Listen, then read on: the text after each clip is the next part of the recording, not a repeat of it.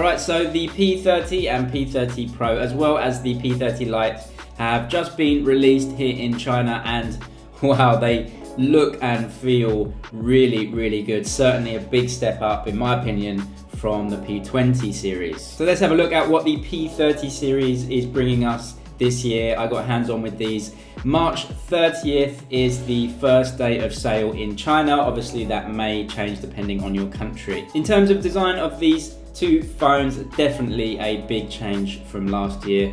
They are packing very, very small bezels, a big change on the front, and just a change all around. So let's start off with the screens of these two phones. So on the P30 and the P30 Pro, they both get OLED screens. They're both full HD screens. They share the same stats there, but that's where the similarities end. The P30 Pro has got an incredible 6.47 inch screen, and you get those curved edges. I know that's not to everyone's taste, but it's certainly a design feature that Huawei are leaning into. It definitely reminds me of the Mate 20 Pro. You get a much smaller water drop notch than the Mate 20 Pro for sure. Really good looking in my opinion. It's a water drop notch, but the bezels all around the phone are very small, and the way they've designed it, it looks quite symmetrical around the whole phone. The top and bottom bezels are slightly bigger than the ones on the side, but definitely a good looking phone in my opinion. Now, I checked out the viewing angles of this screen. Obviously with a curved screen, sometimes, for example with the Samsung curved screen,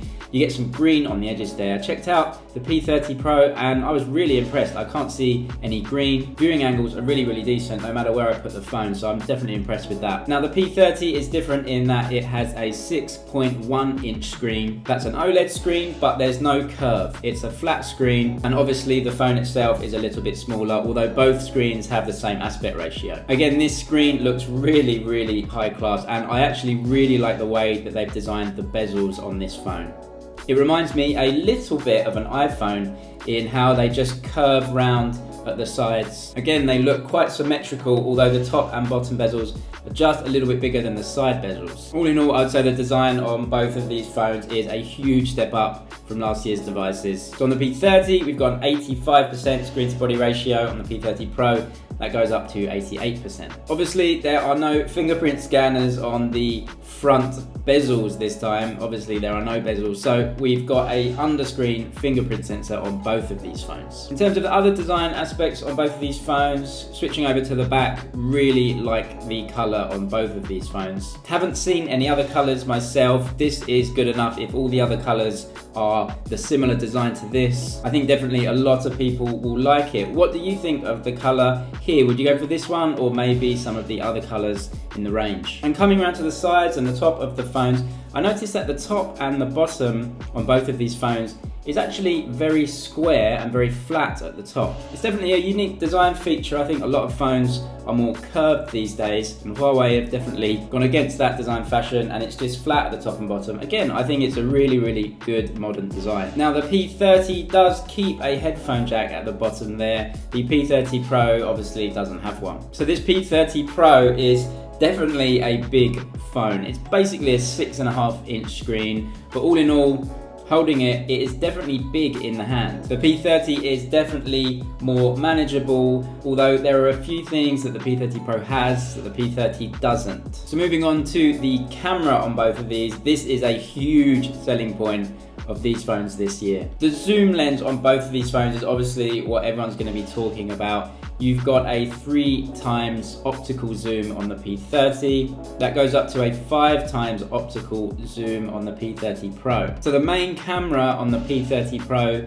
is 40 megapixels, f1.6. That has optical image stabilization. You then get a 20 megapixel ultra wide camera, a zoom camera, which Huawei are calling a periscope camera. That's 8 megapixels, and that is the camera that allows you to zoom in optically up to 5 times. They're also adding a 3D or a time of flight sensor in there. They say that that helps with imaging, and they have called it another camera, which is why they're calling the P30 Pro a quad camera phone. From what I can see, it still is really a 3 camera setup on the back there, just with that additional time of flight sensor. But definitely the camera unit itself I've not seen many like this. That periscope camera comes with a huge square opening. You can just see it at the back here. Obviously, this is quite a unique feature as most cameras are quite small and they have the round opening, but this is what they've had to do to fit that incredible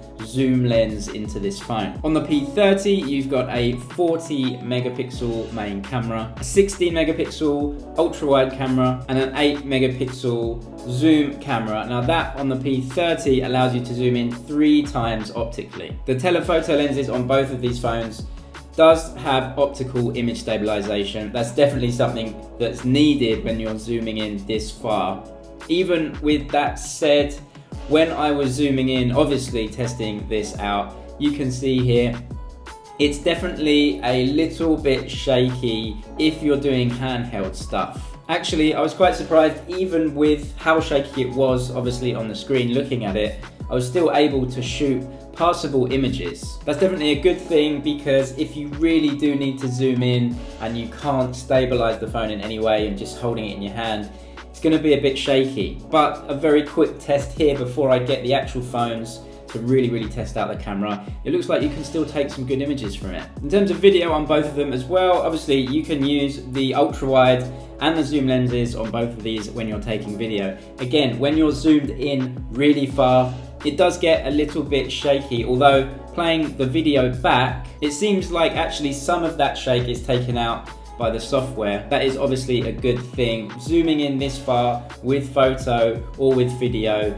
you're going to get some shaky footage. Even with DSLR cameras, it's going to be the same. So if you do want to zoom in on these, it's probably best to try and stabilize it either on a tripod or just using your other hand or trying to rest it on the table. But in any case, super exciting.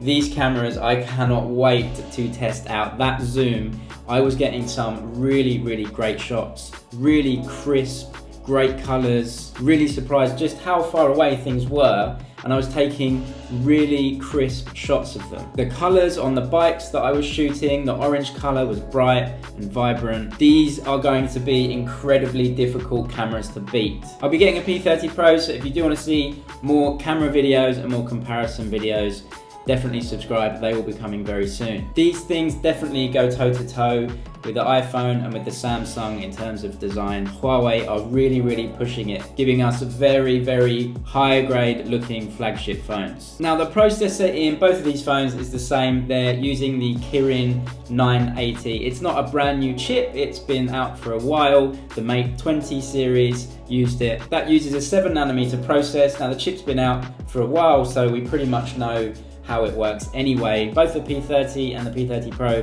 do 4K video recording. You can do 1080p HD video recording up to 60 frames a second. They both do 960 frames a second slow-mo at 720p. The 980 has a form of electronic image stabilization that obviously is being used to the fullest when you're zooming in on these incredible new zoom lenses. As I said, just from that early quick look, the 980 processor seems to be holding up well with what these new phones are throwing at it. Now on the selfie camera on both of these, they've both got 32 megapixel selfie cameras and they both shoot 1080p. RAM and memory options, again, both of them are very similar. They both come in a 6GB option and they both come in an 8GB option. The P30 starts off at 64 gigs of storage, the P30 Pro starting off at 128 gigs of storage. They both have options going up. If you want more memory on the phone, obviously the price is going to go up as well, and both of them support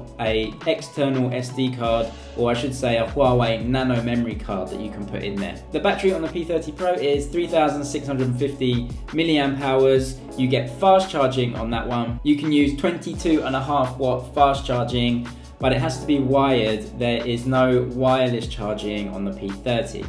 If you want wireless charging, obviously you're gonna have to pick the P30 Pro. This has a 4200 milliamp hour battery. You get 40 watt fast charging on this one, so it should be charging quicker than the P30, although we're yet to do any real world tests. You also get 15 watt fast wireless charging on the P30 Pro, which you don't get on the P30. And the P30 Pro is also rocking the reverse charging feature as well, something we're seeing more and more of obviously with Samsung. Huawei were one of the first that I remember seeing with the Mate 20 Pro. So you definitely get more options with charging with the P30 Pro than you do with the P30. In terms of everyday use of these phones, there may not be too much difference. They're both using the same chipset. The P30 has a smaller battery, but it's also a smaller phone with a smaller screen. The P30 Pro is obviously just the best of the best that Huawei can give us at the moment, but you're definitely gonna have to pay a little bit of a premium